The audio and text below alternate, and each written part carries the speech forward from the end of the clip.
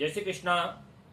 दीपावली महापर्व, इस प्रकार मत्स्य पुराण में कहा है, दीपै निराजनादत्र शेषा दीपावली स्मृता।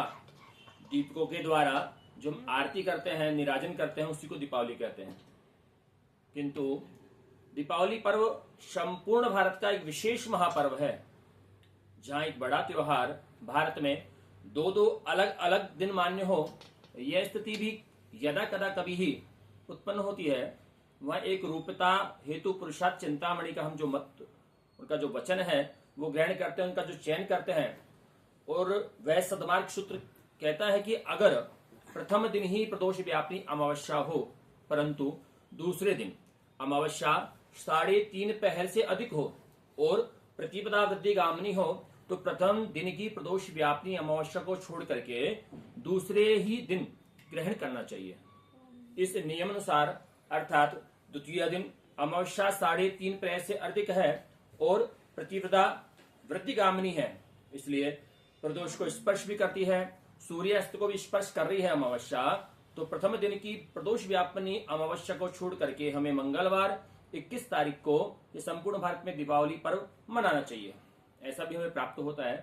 तो 21 तारीख को मनाने के साथ साथ उससे पहले हमारे कई जो कर्म और पूजा के अंग है, जिस प्रकार अभ्यंग मंगलादि स्नान है, पार्वण श्राद्ध इत्यादि है, वो हम आसानी से और समय के अनुसार हम कर सकते हैं। अब अभ्यंग मंगलादि स्नान करके भक्ति द्वारा माँ लक्ष्मी की पूजा करके हम माँ लक्ष्मी को प्राप्त कर सकते हैं, उनकी आरती निराजन हम इत्यादि कर सकते हैं। क्योंकि संयोगवश अमावस्या और उस दिन बाद मंगलवार, तो विशेष संयोग भी बढ़ रहा है मंगलवार का कि अमावस्याम भवेद्वारे यदा भूमि सुतस्य वै जानवी स्नान मात्रेण गो सहस्त्र फलम लभेत।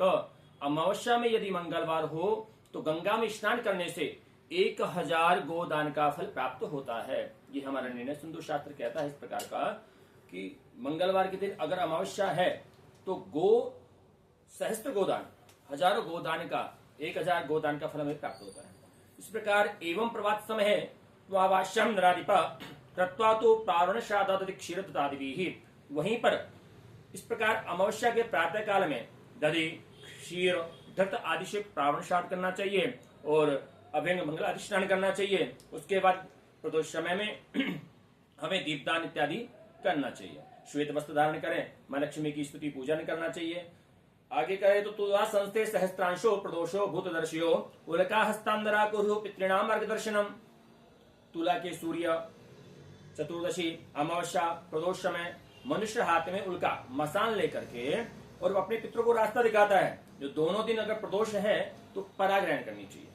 इस प्रकार 21 तारीख को हमें पुरुष चिंतामणि के माध्यम से 21 तारीख को हमें 3.5 पहर से अधिक अमावस्या भी प्राप्त है, प्रदोष स्पर्श भी है और सूर्यास्त के समथिंग सूर्य अस्त अगर 5:50 का है तो 5:56 तक अमावस्या है।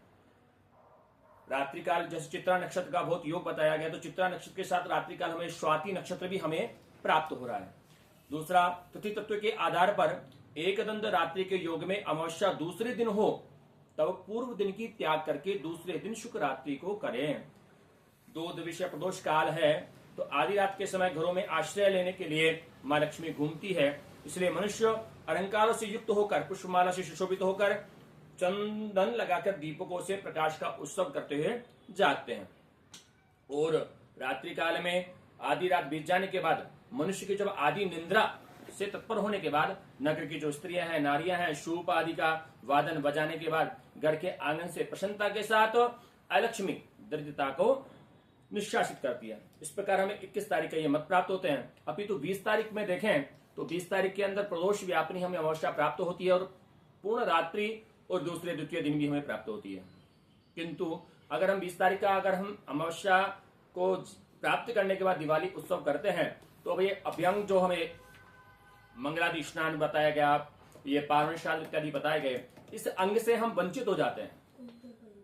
अभी तो 20 तारीख भी शास्त्र सम्मत है, तो अगर आप 20 तारीख का कर रहे हैं तो ये आप 21 तारीख को प्रातःकाल इस कर्म को करना बहुत जरूरी है। इसको करना चाहिए, पार्वण इत्यादि करना चाहिए, अपने तर्पण करना चाहिए, पितरों का ध्यान पूजन करना चाहिए। और गंगा स्नान अगर आपके आजू बाजू का गंगा भगवती का आपका स्थान है तो गंगा स्नान करें, क्योंकि उस दिन तो बहुत विशेष महत्व है कि अमावस्या में मंगलवार हो तो गंगा स्थान पे 1000 गोदान के बराबर उसका फल प्राप्त होता है। इस प्रकार लोकाचार की स्थिति से भी देखें तो अगर हम 20 तारीख को अगर माँ लक्ष्मी का पूजन करते हैं तो 21 तारीख को भी हमें पूर्ण अमावस्या प्राप्त है।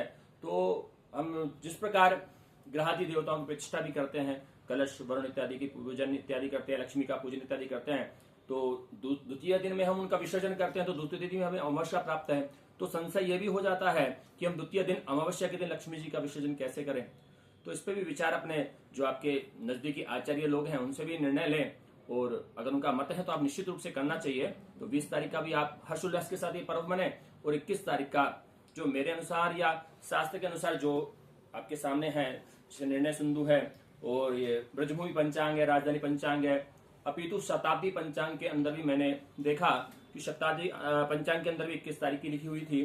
जिस प्रकार मैंने आपको जो दर्शाया वो शास्त्र सम्मति ही रहेगा, अपितु 20 तारीख का कोई विरोध नहीं है और 21 तारीख का भी कोई विरोध नहीं है। आप दोनों दिन करें, अच्छी है। अपितु 21 तारीख अधिकतर प्रमाण में प्राप्त होती है और 20 तारीख श्री प्रदोष व्यापनी हमें प्राप्त होती है, और प्रातःकाल हमें वर्षा प्राप्त नहीं होती, जिससे हम पारण श्राद्ध इत्यादि स्नान इत्यादि जो हम करते हैं श्राद्ध पितरों के लिए, उससे हम वंचित हो जाते हैं। तो वंचित न होकर अगर आप 20 तारीख की दिवाली कर रहे हैं तो 21 तारीख को ये कर्म भी आप करें। जय श्री कृष्णा।